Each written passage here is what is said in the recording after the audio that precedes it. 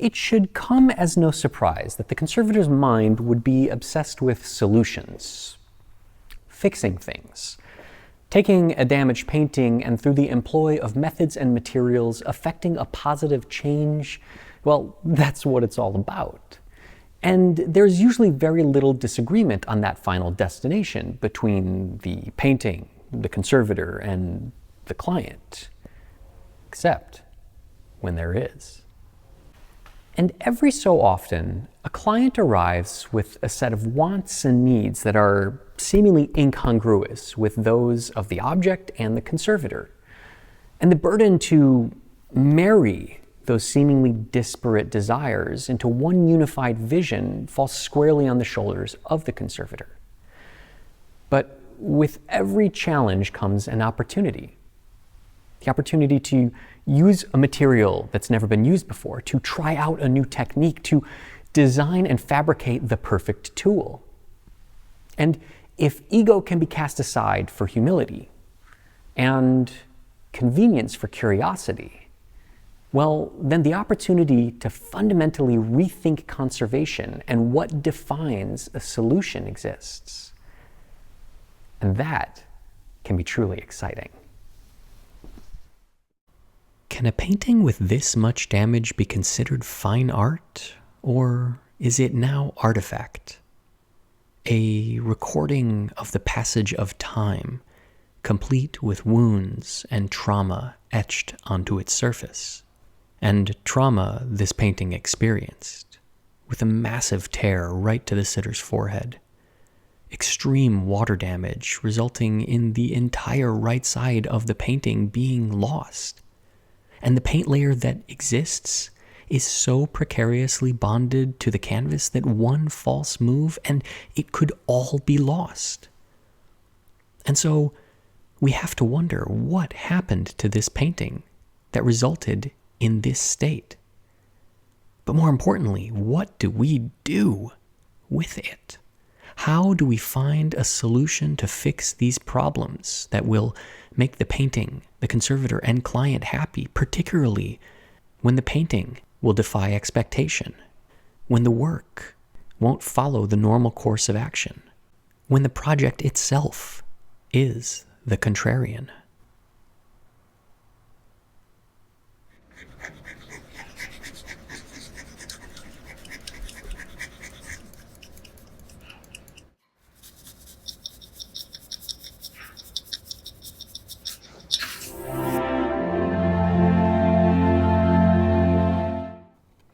While affectionately nicknamed the Contrarian, much of the early work will follow well-worn paths.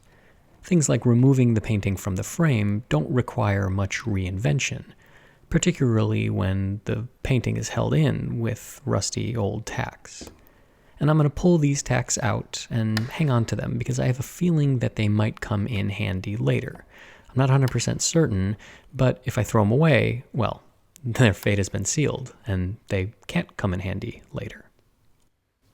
I'm also going to be very careful when I'm handling this painting, because any bump or impact could jostle loose any of that paint that's just precariously attached to the canvas, and that's something that I certainly don't want. Now normally I can remove these tacks pretty quickly, and I can handle the painting with aplomb. But here, because the paint layer is so delicate, I have to do this with the paint layer up, and I have to be really careful about where I place my hands. Unfortunately, many of these tacks are rusted in, so it takes a great deal of force to pry them loose. Now, once I have removed all of the tacks from one edge, I'm going to disassemble that stretcher and remove it from the remaining three members. And I'm doing this because I need to clean the back of the painting. But I can't simply remove all of the supports and then flip the painting over and clean it off like I would normally, because of course this paint layer is so fragile. So as I peel out this stretcher bar, being extra careful that it doesn't catch on any canvas or bump or impact the original paint layer, I can see just how much dirt has accumulated underneath that painting. Now I'm going to lift it up, again, very carefully, and I'm going to take a bristle brush and just jostle loose some of that loose particulate. And this is just dust and dirt and grime that's settled in the back. I can't use a vacuum here because the suction will be way too strong. And so doing it this way allows me to get rid of most of this grime, because that's absolutely critical for some of the next steps that I'm going to take to stabilize this painting. Now, once I've removed all of the tacks from the tacking edge and cleaned off as much of the grime as safely possible, I can move the canvas over to the side and take a look at the stretcher bars.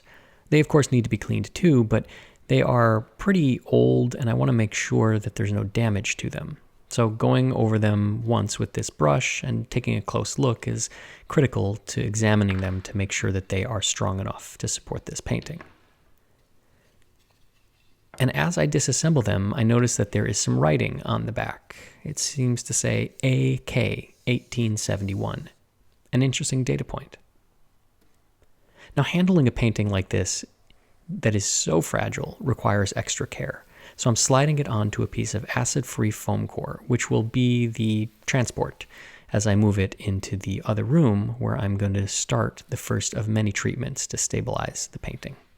That this painting is relatively small is something I am quite grateful for. Moving a gigantic painting in this state would be incredibly difficult. And now, with my materials prepared, I can start the first treatment, and this is going to relax and flatten the canvas. But in addition, because this canvas was properly prepared with a rabbit skin glue size, I can reactivate that adhesive. By using moisture, heat, and pressure, I can soften that rabbit skin glue that's embedded in the fibers of the canvas, that is, holding on the ground layer to the canvas, and I can cause it to reattach. Now, that adhesive is not going to be the only thing I rely on to stabilize this painting, but it is going to be the first line of defense. So heat on, vacuum pump on, and I will let the painting sit for a couple of hours until it is completely cooled. I'm using a balsa wood brayer here to press down the paint layer. And I'm using balsa wood because it's soft and it will deform when it encounters any impasto or texture, rather than causing any damage to the paint layer. Letting the painting rest under weights for a few days as any residual moisture dissipates and it acclimatizes to the relative humidity of my studio is absolutely critical to making sure that the painting doesn't distort. And as I roll back this felt, we can see that none of that paint has attached to it. No paint is loose. It's all flat and bonded back down to the canvas. But I'm not comfortable trusting that old rabbit skin glue size to stabilize this painting. So I'm going to be doing an adhesive impregnation. And that all starts with a thermoplastic conservation grade adhesive. Now this is removable with heat or solvent, and I've thinned it down to almost the consistency of water, so that when it's heated up and flows freely, it can penetrate into and through all of the canvas fibers, up into all of the nooks and crannies and voids where the paint has been lost or is not fully attached back to the canvas. The roller makes quick work of this, and it gives me a nice, even distribution. It's certainly possible to use a brush, but it's less effective, and spraying this adhesive is incredibly messy and incredibly dangerous because of the solvents that become airborne when this adhesive is atomized. Now the goal here is for the entire canvas and paint layer to become completely engulfed with this adhesive. It doesn't help if the adhesive sits on the back of the canvas. It really does need to penetrate into and through every area it can, and that's why thinning it is absolutely critical. Even though this adhesive is thinned, it still retains a high degree of adhesion. That's one of the great benefits of this conservation adhesive, that unlike some others, when it's thinned, it doesn't become less strong. With the adhesive allowed to cool and dry, I can then transfer the painting to the hot table, where the second part of the adhesive impregnation will take place. Sandwiching the painting between several layers of siliconized PET film is necessary to make sure that the painting doesn't get stuck to either the table or the top layer of film. Once that sandwich has been created, I can lay down the top layer, tape it down, and create an airtight envelope. The cotton webbing surrounding the painting runs to an evacuation port in the corner of the table that's hooked up to the vacuum pump. I'll turn the table on, heat it up, extract all of the air, and then use my balsa brayer to run over the painting. The heat will reactivate the adhesive, the pressure will force it into all of those voids, and then, once the painting has been allowed to cool, I can peel back the tape, open up the envelope, and start to remove the siliconized PET film. And you can see that the release film is absolutely critical. It has made sure that none of that paint layer has been bonded to anything but the canvas. This is going to provide an exponentially stronger bond than the rabbit skin glue size that I reactivated earlier. Now, because that adhesive was really thin, and because there was a lot of raw canvas, naturally, much of it penetrated through the canvas and rested on the surface of the painting. And I need to remove that because it's unsightly and it doesn't need to be there. So using the appropriate solvent, I can run over the surface of the painting, and in a matter of seconds, the adhesive will start to swell that solvent and release itself from the surface of the painting. It's incredibly easy. As you can see, this is one of the great benefits of using conservation-specific materials. They're predictable, and we know how to work with them.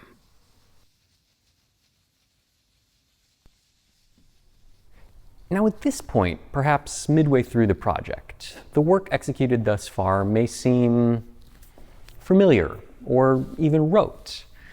And that might lead one to believe that would hold true for the work to come. But of course, that's where this project gets interesting. Now, this being the Contrarian, it is natural to expect that the work must also defy convention. And when I met with my client to discuss the work on this painting, I was surprised to hear that they had no interest in a comprehensive conservation and restoration. In fact, they wanted to preserve the object as is. Now, of course, they had concerns with stability and making sure that it didn't further deteriorate, but they felt that to undo all of this damage, to fill in the losses, to mend the tear, to retouch the image, well, that would defy the painting's history. It would erase its life, and that all of this damage was part and parcel of this painting now. Its character, its patina, its charm. And so the question really is how to take the tools and materials, the ethos of the conservator, to merge them together and apply them to preserving and stabilizing this object for the next 100 or so years, while not erasing or defying any of its lived history. And if we shift our thinking just a little bit, employ a little creativity and perhaps a large dose of humility, well, I don't see why that's impossible at all. Now, before any work gets way too unconventional or contrarian, there are still a few basic steps that need to be taken to make sure that this painting can go back onto the stretcher eventually. This tacking edge was pretty worn and pretty thin, and I didn't have confidence that it would be able to support the painting once it goes back on the stretcher, so I'm going to reinforce it with some silk organza. And I'm going to use the pre-cut strips I have in my scrap bin, and I'm going to apply the adhesive film to the canvas. And this is the same adhesive that I used to do the impregnation. So not only is the adhesive reversible, but it's going to give an extra good bond because this canvas is already saturated with this adhesive.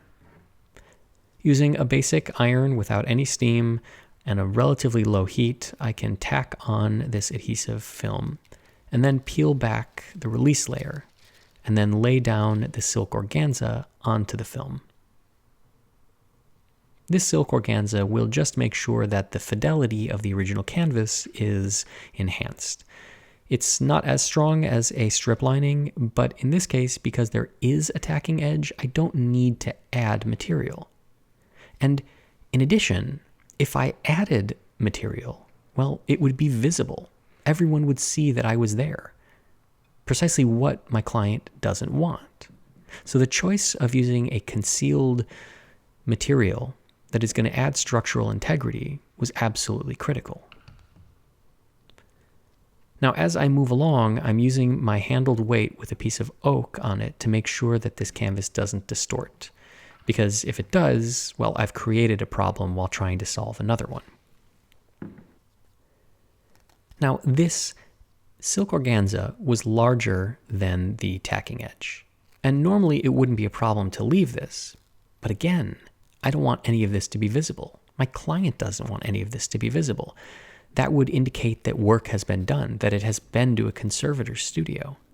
So using a very, very new and very sharp scalpel blade, I'm just going to slice off this silk organza right to the edge to make sure that it's completely invisible. Nobody will ever know that I did any treatments to stabilize the structure of this canvas.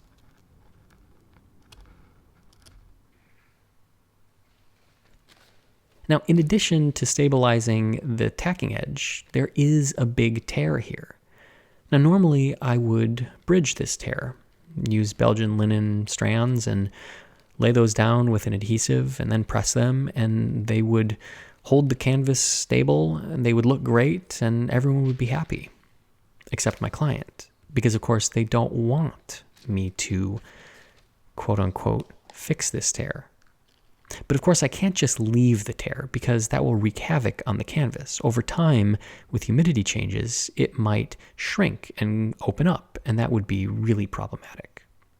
So I'm using a conservation adhesive that's reversible, and I'm just painting it onto this tear. Just a little bit. I want to make sure that I get as much in there as possible, so it's a fairly thin adhesive. I want to try to bond as many of those fibers to each other as possible. But in addition, I'm also going to take a very small piece of washikozo and lay it down over that tear. Think of it as a strip of mending. This is going to add a little bit more support so that the fibers themselves don't have to hold that tear closed. This is a little bit of a crutch. And I'll paint on a little bit more adhesive to make sure that that washikozo is really well bonded. And once I've done all of the areas of the tear, I will put a layer of release film down. I'll cover that with some felt, and then I will put some weight on this so that it can dry without distorting, and also it can stay flat. After a few days, it's time to remove the weight and the felt and check to make sure that the bond was secure and that I don't have to redo it. Then I can flip the painting over and start working on the tear. Now, normally I don't want any tears to be visible, but my client does. That's what they want out of this. So I'm going to peel back some of those canvas fibers that got depressed down so that they stand proud and still look like a tear. This will allow the painting to have its tear while still being stabilized. I have often talked about the wants and needs of the client, the painting, and the conservator to be in harmony for any project to be successful. And on the cleaning of this painting, well, that's one point at which I asserted my wants and needs as a conservator. Initially, my client did not want this painting cleaned, but I insisted that it was to be cleaned. We discussed it a little bit, and my client shared their concerns that the painting would look too new and that it wouldn't be in balance with the existing damage. I reassured them that was not going to be the case, and that if for some reason they felt it was too bright or too new looking, I could take corrective action, a tinted varnish per se, to return it to a darker or more dirty state. It is that delicate balance between conservator, client, and painting that, if brought into unison, will determine the success of the project. It may be difficult at times, but if everybody can give a little bit, take a little bit, and come to an understanding, well, then success is much more within reach, and everything will generally work out for the better. I was confident that cleaning this painting would yield a beautiful range of tones that would enhance the way that the painting appeared, even with all of the damage being preserved. Now, I know my client was really insistent upon this being an artifact and keeping all of the wear and tear. And I had to inform them that keeping all of this grime would severely limit the next steps I could take, such as varnishing the painting, and that the existing painting just wouldn't look as good. Now, they trusted me because, well, they came to me for my expertise. And I take that very seriously. I assured them that if they didn't like the way the painting looked, if it was too bright, too new, too vibrant, that I could tone it down with a tinted varnish. We could make it dirty again. We could add a false patina. That seemed to allay their concerns, and they allowed me to go ahead and clean this painting.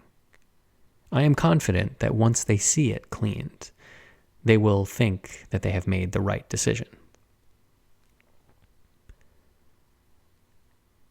The painting was not filthy, but even a simple thin layer of accumulated surface grime has a big impact on the range of colors that the artist used. The gamut is just so limited when it is sitting under a gray film. We can see the forehead compared to the temple area. Well, it's just a completely different painting. And the success and strength of that adhesive impregnation can be seen here, where using a rolled cotton ball, I am going over all of these areas of paint that were so precariously attached to the canvas that sneezing on them would cause them to lift. And they're all stable.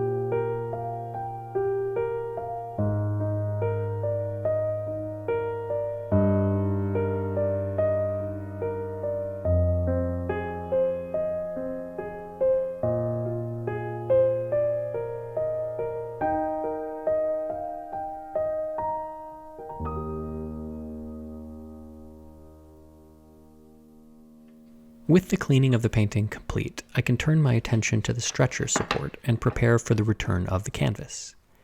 Now, I am planning on using the original holes in the canvas and the stretcher support for the tacks, but Rather than hoping that the new tacks hold in the existing holes, I'm going to make sure that they do by taking some toothpicks, a little bit of wood glue, and inserting them into those old holes and breaking them off.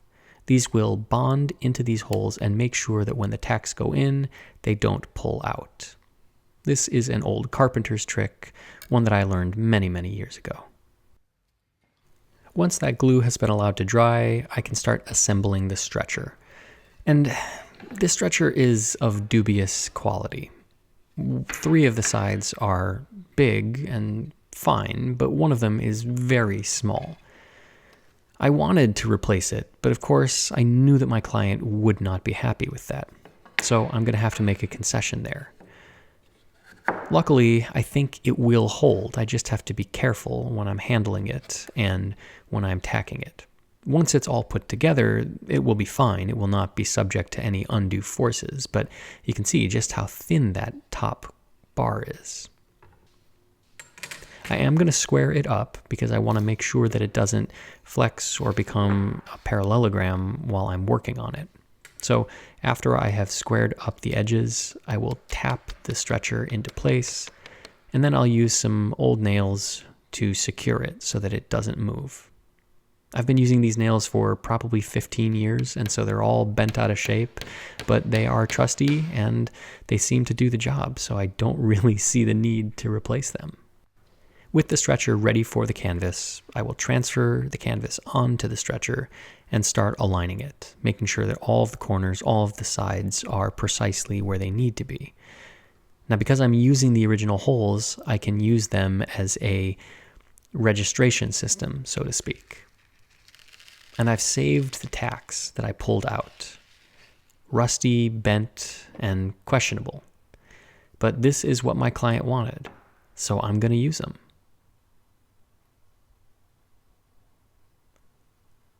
Aligning the canvas with the original hole and then making sure that the tack goes into that original hole, well, it's not difficult, but it takes a little bit more care and precision than if I were just to tack them where I saw fit. Now, the tacking edge is really small, which makes stretching the canvas really difficult. But again, I didn't want to add any material to show that I had been there. And using silk organza and the original tacks, it kind of looks like the painting has always just been like this, which is precisely the goal of this job.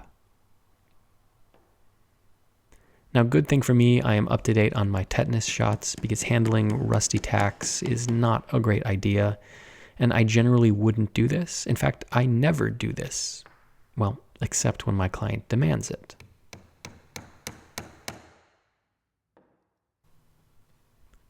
So I will work from the center out just like I normally do and limit myself to only using the existing holes for the tacks. Now the painting had 3 of its 4 original keys, and so I'm turning to my bin of old keys to find some that match. Again, I would normally just cut a new key out of new wood, but here I don't want to add any new material. So I'm looking through all of these old keys for something that's the same size, same grain, same basic appearance as the original that then I can cut down.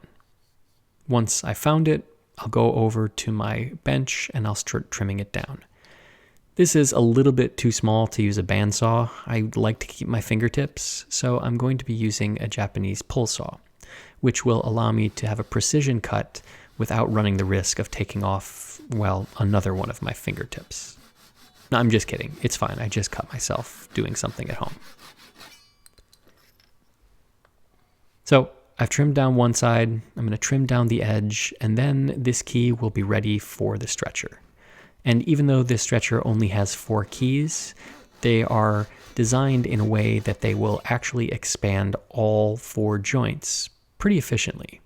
This is not a better system than those stretchers with 8 keys, but it is okay. You'll notice I'm not using any fishing line or tacks to hold these in place, again, because that would, well, show that I had been there. That is new material, and we don't want that. Well, my client doesn't want that.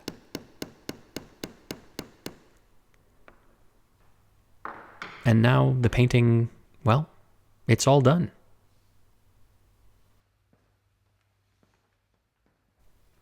Well, almost all done. There is a little bit of retouching to do. But instead of retouching on the front, well, I'm going to retouch the back. Generally, I leave the back as is. I'm proud of my old work and I want my clients to see that it's been executed. But again, here my client doesn't want to see this old work. So I'm using a watercolor medium to tint the washikozo that I laid down. And this is just like regular retouching, except, well, on the back. And here the goal is just to disguise this enough so that it's not distracting, so that when one looks at the back of the canvas, they don't see these bright white areas. It's really, really difficult to retouch a medium onto a canvas to make it look like a dry canvas. So we're not going for absolute perfection here. We're just looking to disguise and minimize. And so adding some paint and doing a little bit of retouching and just making sure that it kind of blends in and doesn't catch your eye, well, that is the ultimate goal here. And I think that has been achieved. Now, no varnish for this painting because, of course, raw canvas can't accept varnish. It becomes almost impossible to fully remove. So this painting will live dangerously, as if it hasn't already. Now, instead of using Z-clips and screws to hold this painting in place, I'm using some really old, really large tacks that I pulled from another project. And again, I'm going to use the old holes that existed from those other nails, and I'm going to hammer these in, and they are going to provide enough support to hold this painting in place.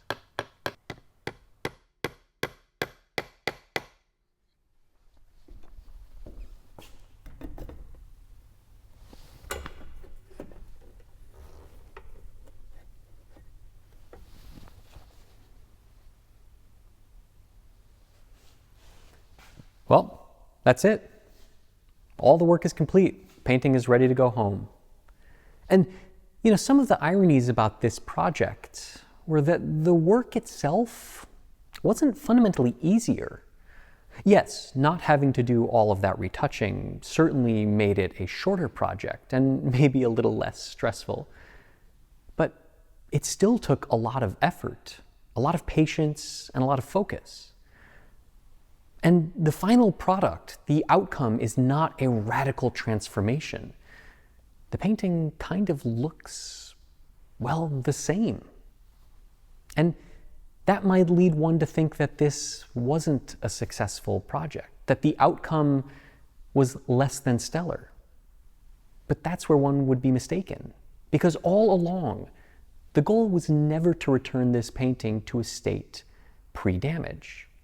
It was merely to preserve it, to conserve it in its current state, to pay homage to the artifact, to its life, its scars.